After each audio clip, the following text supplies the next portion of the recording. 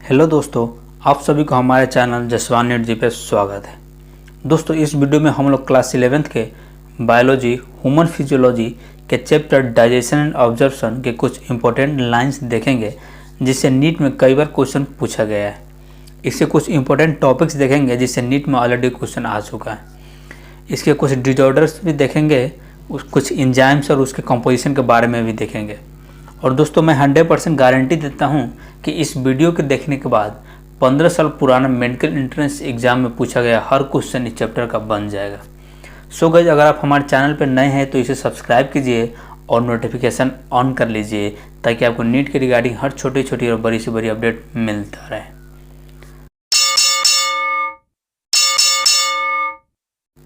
So guys, बिना देरी के स्टार्ट करते हैं। डाइजेशन एंड ऑब्जर्प्शन है कुछ important lines.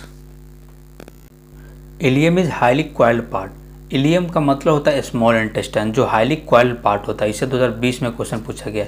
कफर cell present in liver. Kupffer cell liver में प्रेजेंट होता है। इसे 2017 में क्वेश्चन पूछा गया है।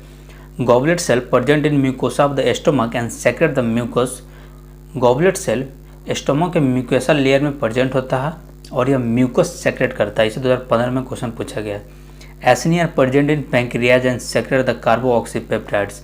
एसिनी एक एल्वेलस सेल होता है पैंक्रियाटिक, जो कार्बोऑक्सीपेप्टाइड्स सेक्रेट करता है। इसे 2015 में क्वेश्चन पूछा गया। Oxyntic cells are present in mucosa of the stomach and secrete the HCl. Oxyntic cell stomach के म्यूकोसा लेयर में प्रेजेंट रहता है और एचसीएल सेक्रेट करता है। इसे भी 2015 में क्वेश्चन पूछा गया। अब आगे बढ़ते हैं। Symbiotic microorganism normally occurs in the caecum and the appendix of the human body. Symbiotic bacteria human body के लार्ज इंटेस्टाइन के सिक्कम और अपेंडिक्स में पाया जाता है। इसे 2012 में क्वेश्चन आया हुआ। Epiglottis help in the swelling of food. Epiglottis भोजन को निगलने में हेल्प करता है। इसे 2011 में क्वेश्चन पूछा गया है। Goblet cell secrete mucus which help in smooth movement of food down the intestine. कह रहा है कि गॉबलेट सेल म्यूकस सेक्रेट करता है, जो कि फूड को स्मूथ मूवमेंट कराने में इंटेस्टाइन में हेल्प करता है। इसे 2010 में क्वेश्चन पूछा गया। Fat and cellulose reaches the stomach totally undigested in human body. Fat और cellulose totally undigested human body के स्टोमक तक पहुंच जाता है, क्योंकि स्टोमक के बाद फैट और सेलुलोज का डाइजेशन स्टार्ट होता है। इसे 2009 में क्वेश्चन पूछा गया। A person who is on the long hunger strike and is surviving only one on water will have less urea in his urine. कह रहा है कि यदि कोई आदमी भूखा है बहुत दिन से और स्ट्राइक पर है, सिर्फ पानी पी रहा है, तो उसकी यूरिन में यूरिया का मात्रा बहुत ही कम होगा। इसे 2007 में क्वेश्चन पूछा गया। अब आगे बढ़ते हैं। Secretin and cholecystokinin are the digestive hormones secreted in duodenum. कह रहा है सेक्रेटिन और क्लोसिस्टोकाइनिन एक डाइजेस्टिव हार्मोन है, जो कि डिओडेनम में इसको सेक्रेट किया जाता है। इसे 2015 में क्वेश्चन आया हुआ है। In small intestine starch converted into maltose by alpha amylase. कह रहे हैं कि स्मॉल इंटेस्टाइन में स्टार्च माल्टोज में कन्वर्ट हो जाता है अल्फा एमाइलेज के द्वारा। Stool is quite yellowish in infant due to bile pigment pass through bile juice. कह रहा है कि बच्चे में इन्फेंट में स्टूल क्वाइट येलोइश कलर का क्यों होता है, तो due to the bile pigment which is pass through the bile juice. इसे 2011 में क्वेश्चन पूछा गया है। अब आगे बढ़ते हैं। अब टीथ के बारे में देखते हैं। Children have milk teeth. जैसे पता है कि बच्चों के पास मिल्क टीथ होता है। इसे 2017 में क्वेश्चन पूछा गया है कि मिल्क टीथ का संख्या 20 होता है। इसमें इंसीजर 8 होगा, कैनाइन 4 होगा, प्रीमोलर 0 होगा, 1 भी नहीं होगा, प्रीमोलर और मोलर 8 होगा। इसमें याद करने वाला चीज़ ये है कि milk teeth premolar is absent. Milk teeth में प्रीमोलर एब्सेंट होता है, ये मेन चीज़ है। इसे 2017 में क्वेश्चन पूछा गया। अब चलते हैं परमानेंट टीथ के बारे में, जो कि एडल्ट में होता है। परमानेंट टीथ की संख्या 32 होती है। इसमें इंसीजर की संख्या 8 होगा, कैनाइन 4 होगा, प्रीमोलर 8 होगा और मोलर 12 होगा। इसमें याद करने वाला चीज़ ये है कि premolar only present in the permanent teeth और एडल्ट ह्यूमन टीथ, मतलब प्रीमोलर परमानेंट टीथ का फीचर है। इसे 2015 में क्वेश्चन पूछा गया है। अब आगे बढ़ते हैं। अब normal adult human dental formula देखते हैं, जिसे 2010 में क्वेश्चन पूछा गया है। The normal adult human dental formula is equal to 2123 by 2123। 2123 by 2123 ये डेंटल फार्मूला हो गया, इसको याद कर लीजिएगा। अब देखते हैं सेल्स ऑफ गैस्ट्रिक ग्लैंड। तो ये this cells are present in mucosa of stomach. जितने भी गैस्ट्रिक ग्लैंड के सेल है वो म्यूकोसा लेयर में पाया जाता है। यह बेसिकली 3 टाइप के होते हैं। There are 3 types of gastric cells. First goblet cell जो म्यूकस सेक्रेट करता है, दूसरा पेप्टिक या चीफ या जाइमोजोन सेल जो प्रो इंजाइम पेप्सिनोजेन सेक्रेट करता है, तीसरा है वो पाराइटल या ऑक्जेंटिक सेल जो कि HCl और इंट्रिंसिक फैक्टर को सेक्रेट करता है जो विटामिन B12 के ऑब्जॉर्प्शन के लिए इसेंशियल है। इसे 2008, 10, 15, 16, 17 लगातार 5 बार क्वेश्चन पूछा गया है। अब आगे बढ़ते हैं। अब देखते हैं types of cells in the crypts of Lieberkuhn. मतलब क्रिप्ट्स ऑफ लिवर कोन में अलग अलग टाइप के सेल देखते हैं, इसमें कौन कौन सा सेल होते हैं उसके बारे में पढ़ते हैं। तो पहले देखते हैं crypts are found in between the basis of the villi in the small intestine that is called crypts of Lieberkuhn. कह रहा है कि क्रिप्ट्स बेसिकली स्मॉल इंटेस्टाइन में दो विलाई के बीच में पाया जाता है। आपने डायग्राम में भी देखा होगा पिछले वाले वीडियो में। There are different types of cells present in the crypts. इस क्रिप्ट में अलग अलग प्रकार के सेल पाए जाते हैं, जैसे argentaffin cell. This cell secrete hormone and this is endocrine in nature. यह सेल हार्मोन सेक्रेट करता है और यह इंडोक्राइन इन नेचर होता है। इसे 2017 में क्वेश्चन पूछा गया है। दूसरा होता है इंटेरोक्राइन सेल जो कि इंटेस्टाइनल जूस सेक्रेट करता है और इंजाइमेटिक इन नेचर होता है। तीसरा होता है पैनेथ सेल जो कि लाइसोजाइम सेक्रेट करता है और इसका एक्शन आपको पता है एंटी बैक्टीरियल एक्शन होता है। इसे 2017 में क्वेश्चन पूछा गया है। चौथा आता है ब्रूनर ग्लैंड जो सिर्फ ओनली वन म्यूकोसल ग्लैंड होता है जो इंटेस्टाइन में पाया जाता है। इसे 2015 में क्वेश्चन पूछा गया है। पांचवा होता है गॉबलेट सेल जो कि म्यूकस सेक्रेट करता है और यह हमें प्रोटेक्शन प्रोवाइड करता है। इसे 2019 में रिसेंटली क्वेश्चन आया है इससे। अब आगे बढ़ते हैं। अब देखते हैं there are different sphincters which control और guard the opening of duct. अब स्फिंक्टर के बारे में पढ़ते हैं। First sphincter of Oddi that guard the hepatopancreatic duct in the duodenum. कह रहा है कि sphincter of Oddi hepatopancreatic duct को कंट्रोल करता है ड्यूडेनम में। दूसरा pyloric sphincter that guard the pyloric part of the stomach in the duodenum. कह रहा है पाइलोरिक स्फिंक्टर स्टोमक के पाइलोरिक पार्ट को कंट्रोल करता है ड्यूडेनम में। तीसरा होता है इलियोसिकम वाल्व जो कि इलियम को कंट्रोल करता है सिकम में।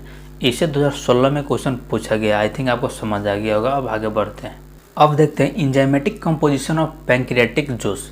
पैंक्रियाटिक जूस के इंजाइमेटिक कंपोजिशन के बारे में स्टडी करते हैं। फर्स्ट होता है लाइपेज जो कि फैट डिकम्पोजिशन में हेल्प करता है। दूसरा होता है एमाइलेज जो कि कार्बोहाइड्रेट में डिकम्पोजिशन में हेल्प करता है। तीसरा होता है ट्रिप्सिनोजेन जो कि प्रोटीन के डिकम्पोजिशन में हेल्प करता है। चौथा आता है प्रो कार्बोऑक्सीपेप्टाइडेज जो कि ये भी प्रोटीन के डिकम्पोजिशन में हेल्प करता है। पाँचवा होता है काइमोट्रिप्सिनोजेन, ये भी प्रोटीन के डिकम्पोजिशन में हेल्प करता है।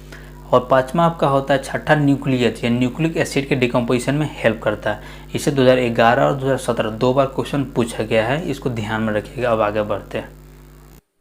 अब देखते हैं enzyme of succus entericus. Succus entericus का मतलब है स्मॉल इंटेस्टाइन के इंजाइम के बारे में पढ़ते हैं, मतलब इंटेस्टाइनल इंजाइम। इसे 2015 में क्वेश्चन पूछा गया है।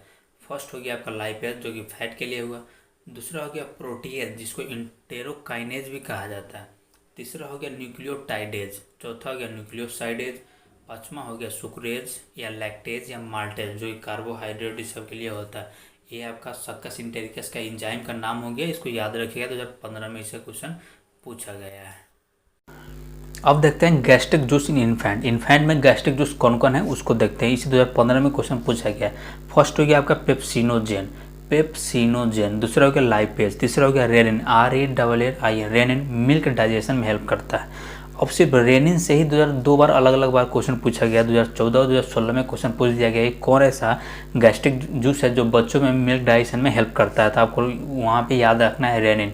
इसका स्पेलिंग भी आपको याद रखना है, RENIN, रेनिन मिल्क डाइजेशन।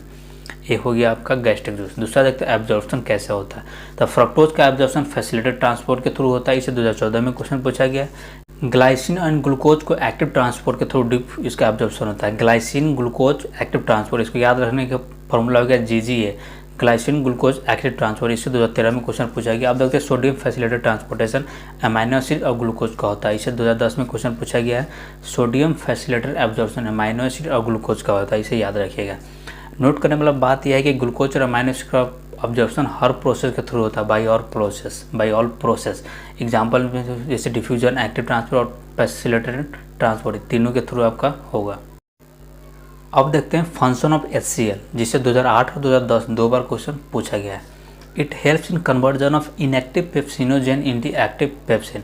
पहला इनएक्टिव पेप्सिनोजेन की है एक्टिव पेप्सिन में कन्वर्ट करता है, दूसरा इनएक्टिव प्रोरेनिन को एक्टिव रेनिन में कन्वर्ट करता है, ताकि protein will be hydrolyse into proteoses and peptones, ताकि प्रोटीन हाइड्रोलाइज हो सके। दूसरा होता है कि यह एसिडिक मीडियम प्रोवाइड करता है। तीसरा आयरन के ऑब्जॉर्प्शन में यह हेल्प करता है। चौथा इसको एंटी माइक्रोबियल एक्शन इसका होता है। पाँचवा यह डीनेचुरेशन ऑफ सैलिवरी एमाइलेज में हेल्प करता है। ये हो गया आपका फंक्शन ऑफ HCl। अब आगे बढ़ते हैं। अब देखते हैं डिजॉर्डर्स और उसका रीजन। फर्स्ट हो गया indigestion. It is occur due to the anxiety and eating spicy food. कह रहा है कि इनडाइजेशन एंग्जाइटी और स्पाइसी भोजन खाने से होता है। दूसरा हो गया vomiting. It is the ejection of stomach content by the mouth. A feeling of nausea leads the vomiting. It is the reflex action controlled by the vomit center in the medulla oblongata. कह रहा है कि vomiting ये stomach में जो भोजन है उसको बाहर आ जाना माउथ के थ्रू वोमिटिंग कहलाता है। ये नोजिया के कारण वोमिटिंग होता है।